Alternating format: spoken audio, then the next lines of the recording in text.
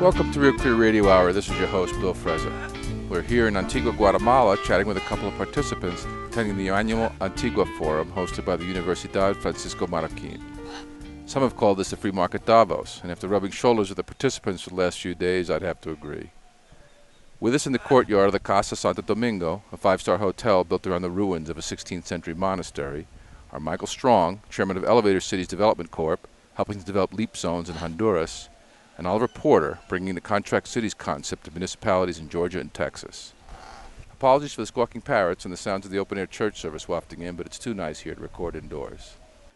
So, Michael, welcome to the show. What's going on in Honduras? Well, first, thanks for having me, Bill. Honduras has passed truly unique legislation that we believe will ultimately, if successful, change the world. They passed legislation authorizing what is known as leap zones. This is recently. Recently, they passed the first version in 2011.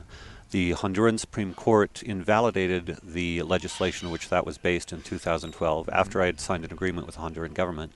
In 2013, they signed new and better legislation, and now in 2014, they're getting ready to implement this new and better legislation. And what is a leap zone? So leap zones, a concept developed by Mark Klugman in conjunction with an American policy analyst in conjunction with Octavio Sanchez, a Honduran lawyer and in the Honduran government, chief of staff for President Lobo, the previous president. LEAP stands for Legal, Economic, Administrative, and Political Zones. And the background to this is there have been special economic zones around the world. There are literally thousands of special economic zones, export processing zones, free zones, etc. Which provides some relief from regulations or... Right. Typically those had reduced taxes and regulations. Okay. The problem is that in order to create a really attractive investment climate, you need more than just reduced taxes and regulations. You need a high-quality rule of law. And in 2004, Dubai created the Dubai International Financial Center. Dubai is in the UAE. Sharia law doesn't permit interest. Not a great foundation. Tricky for bankers. Yeah, not great for banking. So the rulers of Dubai were completely practical. They looked around the world at New York, London, Hong Kong, Singapore, Sydney, Chicago, the world's great financial centers. They all run British common law. And I like their pragmatism because, hey, if you have a software program, let's just use what's most effective. If you want Unix, you want, Apple, you want, Windows. Pick a law, any law, this one works, let's try it. There we go. And so what the rulers of Dubai did, to their credit, is they created a 110-acre zone, which is tiny, but they hired a retired British commercial law judge to administer British common law in that 110 acres. And now Dubai is... Which is basically the Hong Kong model. Absolutely, on 110 acres. Now Dubai is one of the world's great financial centers as well. So it has been a brilliant success to go from simply reduced taxes and regulation to improve quality of law, in that case targeted specifically for the financial industry. But not all law. In other words, not criminal law, not... Right, not family law either. So not foreign relations. You're not taking over the government. You're just creating an environment where people and businesses can thrive. Exactly, commercial law, specifically commercial law. Dubai was so successful, by the way, that in 2013, Abu Dhabi declared that they're going to do exactly the same thing. They're going to create a very small zone with British common law in order to create a financial center. So this concept at the legal level has already begun to be replicated. Contagious. In a good way. And the reason this is interesting for countries like Honduras is what people don't realize is that the developing world is poor largely because of their legal systems. Yeah. The typical... Property rights and contract enforcement. And they're massively overregulated. If you look at the World Bank's Doing Business Index, all of the African countries, or most of the countries in the last 30, so the most lowly ranked countries in the World Bank's Doing Business Index, countries like Venezuela at the bottom, along with, Congo and, Senegal, where my wife is Senegalese, her country is in the bottom 30 or so of the World Bank Doing Business Index. Just to kind of get a clear sense for how unambiguous the information is that legal systems determine prosperity. We like to point to East Germany, West Germany, same culture, different outcome. North Korea, South Korea, same culture, different outcome. An uneducated Mexican immigrant walks across the line of sand into the U.S., their labor is already worth 10 or 20x what it was. Because of the legal environment. Exactly, legal environment. So people who have realized this realize if we could only create zones with higher quality law and governance, then we have the most effective means of solving poverty ever. And from a political perspective, by creating a zone rather than trying to do it in the whole country, You don't energize the opposition and the crony class and the incumbents who have an incentive not to change. Exactly. I worked alongside one of the world's most experienced free zone developers, and what he says, Bob Haywood, was that zones led to broader economic liberalization in Mexico, Ireland, China, Mauritius, South Korea, Taiwan. He sees this as the camel's nose under the door to allow for greater economic liberalization and prosperity. You'd add Mexico to that, and it's exactly what you say. Most countries are poor because the elites dominate the legal system, and Doug North is a Nobel laureate who calls it an open access order. He says poor countries basically have a closed access order where there's so many barriers to entry, ordinary people can't create a legal business. So there are plenty of antecedents in how these leap zones might work. Right. Honduras is going to give it its shot. When does all this begin?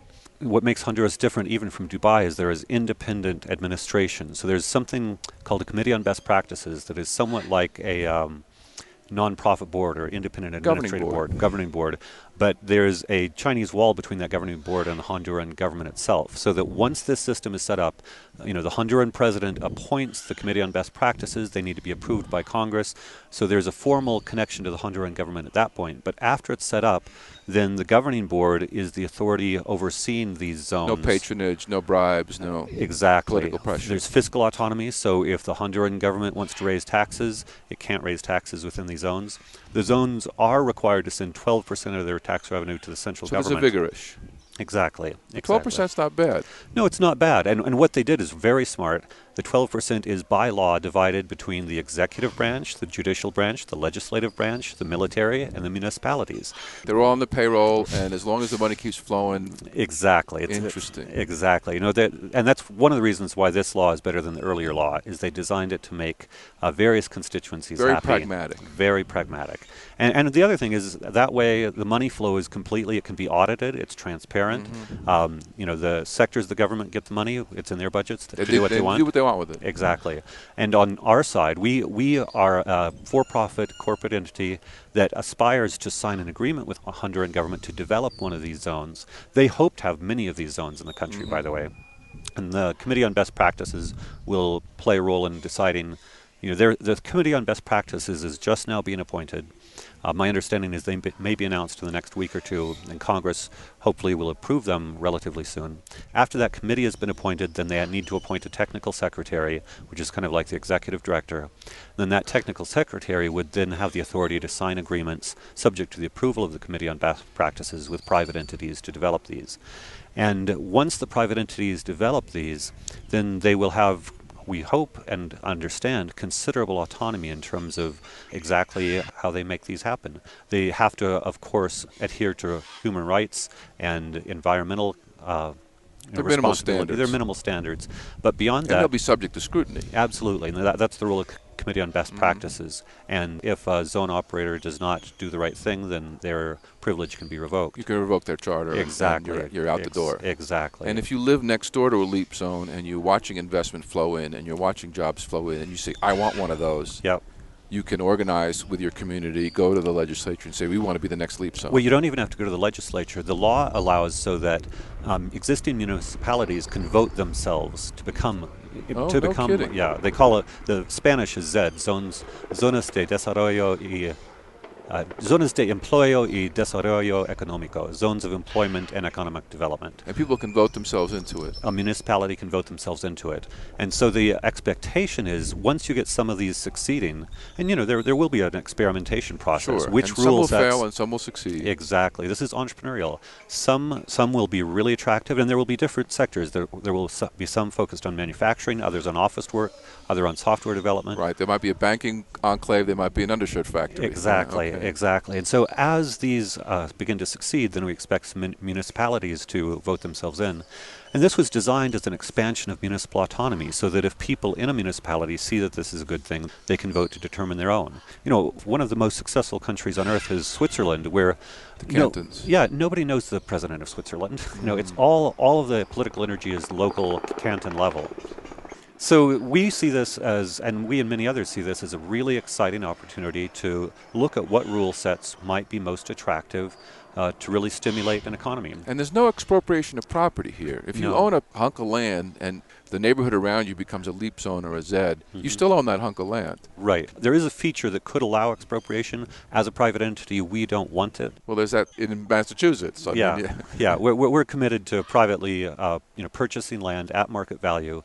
The other thing we're looking at is partnering with landowners, where they get a percentage of the upside, we get a percentage of the upside, so that what that does is the landowner can actually decide. Cheap gold congruence. Exactly.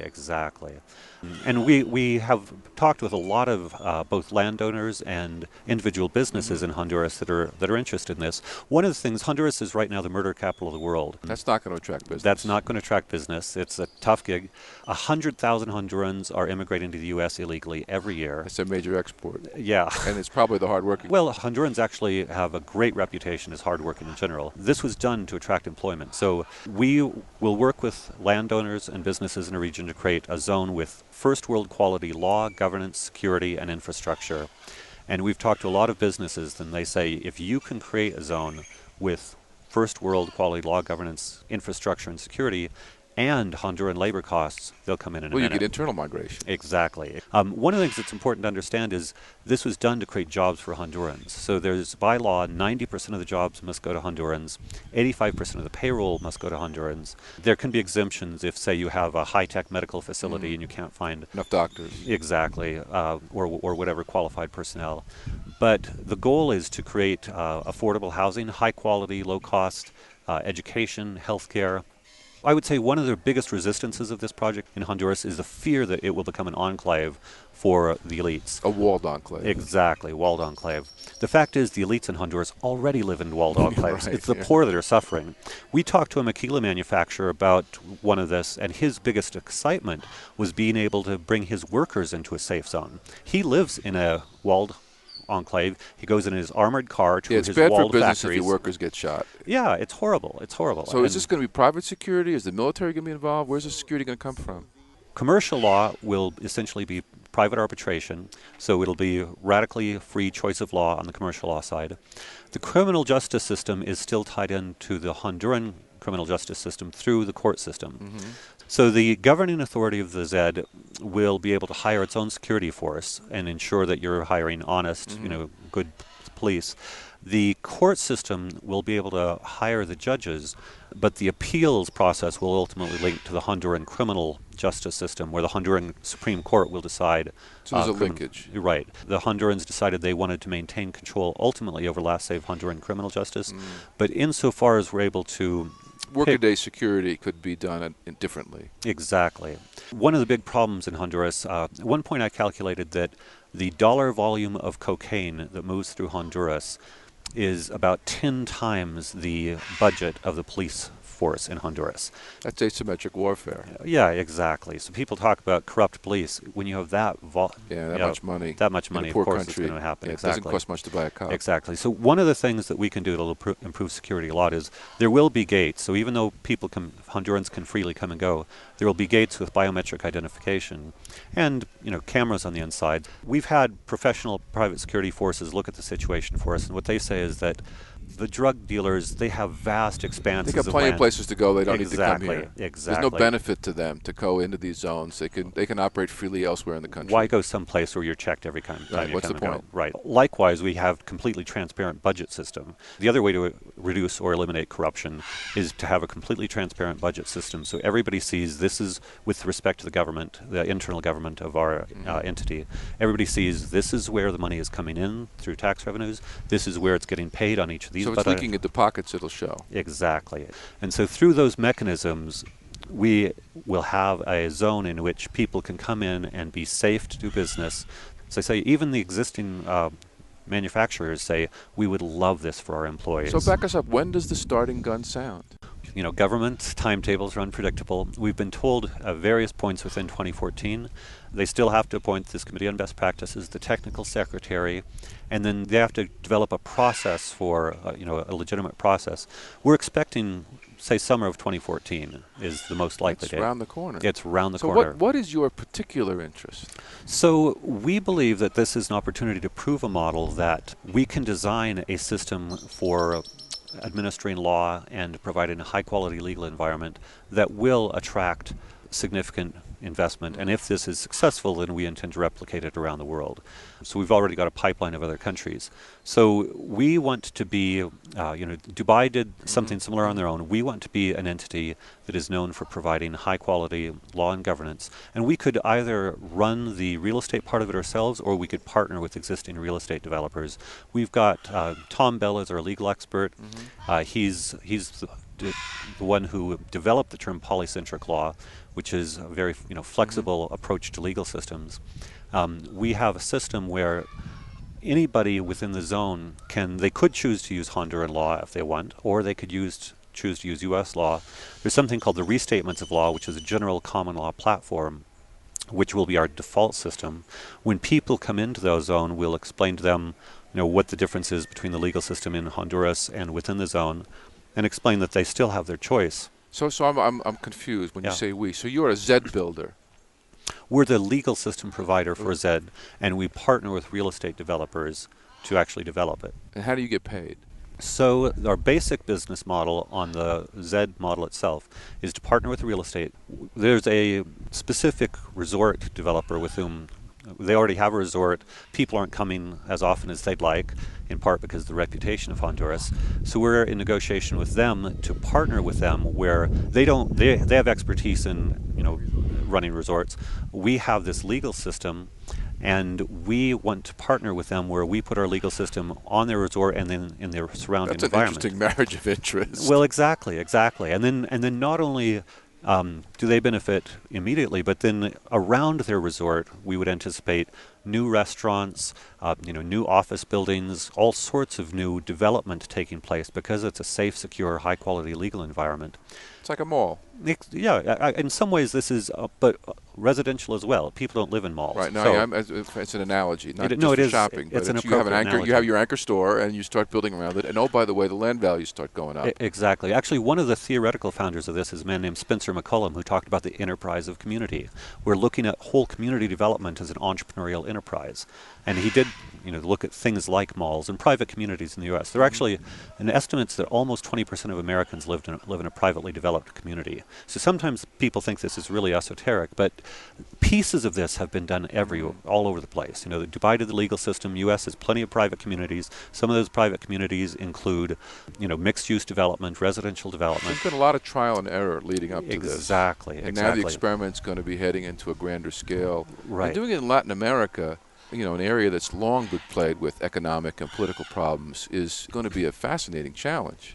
Well, it is. The one thing that gives us a lot of confidence is the fact that this governing structure has been set up independent of the government. As long as you are connected to the Latin American government or Honduran government, any time you did business, you're always subject to the possibility that the rules can change. Rules can change, and the change not necessarily in a beneficial way, but there are influential interests that skew legislation in their own direction, and the powerful interests could squash anything you wanted to do. By means of this autonomy, we feel much safer. And by the way, something that people don't realize is a lot of free marketeers are not enthusiastic about trade agreements, but CAFTA, the Central American Free Trade Agreement, really helps this project a lot because there are sanctions for governments that don't adhere to agreements within CAFTA, real sanctions with teeth. Give you one kind of example. So it creates a downside for mucking with the rule of law. The whole business environment. Honduras is the #1 importer of cotton thread from the U.S. in the world. And basically, huge volumes of cotton thread from Texas and so forth come down to Honduras. They make them into T-shirts and they ship them back. But that's all because of CAFTA. If the Honduran government signs an agreement with us and then violates it, they are violating an agreement under CAFTA terms, and you can imagine the volume the loss of that business. Yeah, they're just not going to do it. So 20, 30 years ago, doing business in Latin America was much riskier. A country that's a signatory to a treaty such as CAFTA is at this point more locked into being responsible in terms of respecting agreements. Put this in human terms for us. You're a citizen here, barely getting by in Honduras, and one of these ZEDs comes along. How does your life change? We anticipate that, our job is not only to set up the legal system, but certainly to help recruit businesses. So this, again, done to create jobs for Hondurans. We're actively talking to both BPO, business process outsourcing, and manufacturers from around the world, most of whom have already expressed an interest in Central America. This makes a Honduran Z the designation that's most desirable if you're already looking at Central American business. So what this does is we recruit, say, a call center, we recruit a auto parts manufacturer. Right, exactly. And the Hondurans are eager for jobs. We have a zone where affordable housing exists. We are looking at one affordable housing model where maquila workers can buy a home for $12,000, which is over a 25-year period. The maquila manufacturer helps them buy it, and they actually own their own home. You get financing. Exactly, exactly. Yeah. So basically, we expect that as we bring in jobs, one of our concerns will be lines of people outside trying to get in. We don't want shanty towns around the outside, so we have to work with the surrounding communities so that we don't have these shanty towns. So you're trying to bootstrap a middle class at the Absolutely, end of the day. absolutely. And my background is in education. I spent 15 years as an education entrepreneur, and there are lots of much more effective ways to educate young people than is the default standard in most developed countries too, but that's another story. For instance, in Honduras, the teachers in any given year often only show up for work about half the time. They're on strike, they just don't show up or whatever. Ordinary working class Hondurans are furious with the Honduran teachers because they want their kids to get an education. And if you send your kid to school and the teacher doesn't show up, exactly. So simply providing an effective low-cost education system will be a huge win for Hondurans. As opposed to hopping on a train, trying to work their way through Mexico and becoming a gardener in Texas. Well, typically they work with a coyote, a smuggler, who charges $5,000 to $10,000 to get them into Texas. And many times they're women, they rape them. If they're men, they beat them up, steal whatever they have.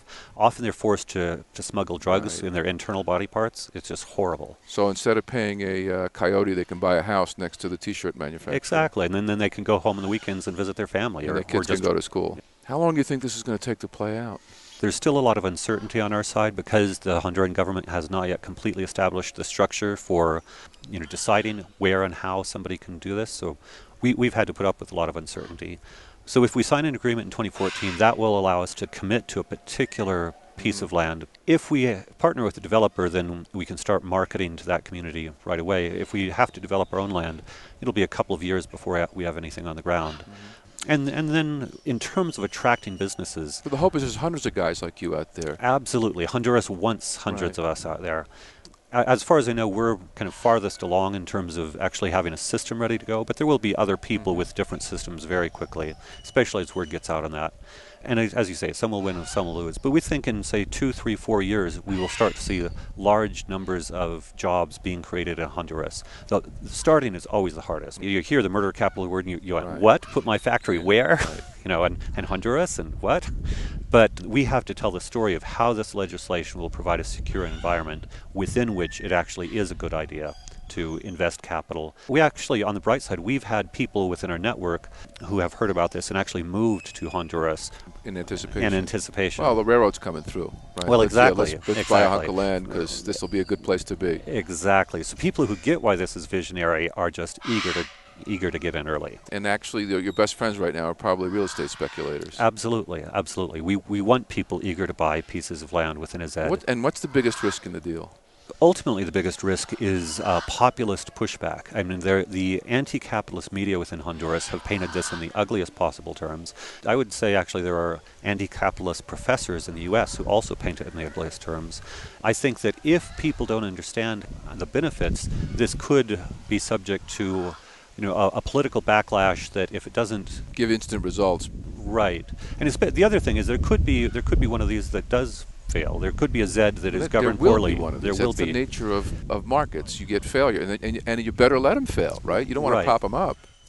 So, Michael, if this works in Latin America, what about Africa? Well, we have a number of countries in Africa, or influential individuals close to the high-level decision makers in several countries in Africa who are very interested in this model. Basically, if you're a poor country and you want to attract jobs, think about it. You've got to compete with China, and you've got to compete with Vietnam, and Asia is They had a head start. Asia is the king of low-cost manufacturing. It's going to be tough for anybody to compete simply on low wages. So if you're not going to compete on low wages, you have to compete on much higher quality legal system. And whatever one can say about China, it doesn't have a great legal system. Right. So this is an opportunity for a poor African country or a poor Central American country to leapfrog and attract higher quality jobs because they offer a higher quality legal system. Well, meanwhile, wages are going up in Asia, so They are. time is on your side if you can get started. Unemployment is huge in most developing countries. They have massive numbers of youth. The Arab Spring was basically caused by large numbers of unemployed young men. Most global violence is somehow connected to large numbers of unemployed young men. Could you see this work in Arab countries? Absolutely. Well, again, Dubai piloted the Dubai International Financial Center. They're the king to it. Sorry. And we've had several Arab countries express interest as well. So I'm thinking more Egypt and Libya and. Well, one of the things is Honduras is a small country. I would say the larger the democracy, the more difficult the political process. So Dubai is not a democracy. Right. It was easy. Saudi Arabia, by the way, created the King Abdullah Economic City, which is not exactly the same, but it's a zone within which women can dress in Western fashion. So the rest of Saudi Arabia are the veils. You go to King Abdullah Economic City, there are Saudi women dressing in Western fashions. Clothes. So there's a case to be made that in the Arab countries it will happen, because Egypt is so large and sort of a democracy, it makes it kind of tough. So we're looking at poor countries that realize they've got to do something in order to create jobs and prosperity. And again, they could do it piecemeal. It's not big bang. It's not the whole country all at once. It's pretty much what China did, right? They started with these tiny little economic zones, and they just grew and grew. And they started out communist. Well, exactly. Part of what Honduras did is Octavio and others flew congressmen from Honduras to China and to Hong Kong and Singapore to show them what had happened. And they point out, 50 years ago, Hong Kong and Singapore were both as poor as Honduras. Now they're wealthier on a per capita basis than the Britain itself. In Shenzhen, near Hong Kong, it's rapidly becoming a middle class, by global standards, region. Again, it was very poor 20 years ago. Urban wages in China have gone up fivefold in the last 20 years. And this is a rule of law story. It's not a democracy story. Right. The Chinese special economic zones are a little bit trickier on the rule of law, but the big win in Honduras will be a rule of law story for sure. One of the things they did in terms of replicating the special economic zones is they told even the leftist Honduran congressman, look, a communist country did this. This is consistent with a modern perspective on communism. And the Honduran left... It's a branding exercise. It's a branding exercise. They said, well, if this creates jobs, poor countries, the leaders of poor countries realize they really do need to find a way to attract capital and create jobs. Well, because there's so much knowledge that's passing around now, people cannot be kept in ignorance the way they were, because all they got to do is jack into the internet, and they say, how come I can't live like that? Well, exactly. And we see this as a technology. This is a legal technology. People are really excited about Silicon Valley, tech entrepreneurship, internet, web-based, cloud-based. We see this as a legal technology that's going to change the world. The example I like to give is, go back to this operating systems. It used to be you're stuck with either Apple or Windows and then maybe Unix, but now you can have multiple operating systems on your computer and pick and choose. Once we get out of the nation state has one default legal system and say, why not have a nation state such as Honduras, where it could be in 20 or 30 years there are 5, 10, 15 different legal systems, and we see which one works. Pick your zone and let the magic of choice do its work. What people don't realize, Milton Friedman once said the kibbutzim in Israel were a free market institution, and of course most people think, oh, the kibbutzim, they were socialist institutions, radically socialist institutions, but they were voluntary. And so it could be Honduras may see little communist enclaves that maybe work. Or Give maybe it a shot. Radical free market enclaves that maybe work. But because you're never challenging the sovereignty of the incumbent politicians, it's a bloodless revolution. Exactly. And to be frank, there are rent-seeking politicians in every government around the world. Yeah, right. They'll never go away. Almost synonymous with politicians. Right. But the rent-seeking politicians, they have Honduras as a whole. What they lose would be invisible or negligible in a little tiny zone. And also 12% vigorish in a rapidly growing, I'll take 12% on Hong Kong. I mean, that's good money. They're taking pieces of land that right now are producing perhaps zero revenue, and all of a sudden they get 12% revenue. What's not to like? It's creation of something. We're creating value out of nothing. One of the expressions I like to use is that most the of the people in the zone will be creating the value at the end of the day. You're Well, just creating an environment to thank allow you. them to create the No, value. you're exactly right. You're exactly right. But real estate developers in developed world often make their money by changing zoning from, say, residential to commercial, Right. and overnight the value of the land goes up 2x, 3x, whatever. And if you look at the world like this, most of the world is zoned for poverty. These kinds of leap zones are rezoning it to be zoned for prosperity. I think that's your soundbite. There we go. So, Michael, where do people go to learn more? For the general concept, we recommend people go to startupcities.org, which is a program at Universidad Francisco Marroquin. Elevat.org, our name is Elevator, so Elevator wasn't available. Elevat.org is where they can go to learn more about our particular project. Our website should be launched in the next 6 weeks or so. Excellent. Michael, it's been delightful to have you on the show. It's going to be a lot of fun tracking your progress. Well, thank you for having me, Bill. This has been Real Clear Radio Hour, brought to you by the Competitive Enterprise Institute. I'm your host, Bill Frezza. We've been recording in Antigua, Guatemala this week. Many thanks to the Universidad Francisco Marroquin for hosting the conference that brought us here and opening up our eyes to the tremendous free market reform programs they've inspired. Thanks for listening.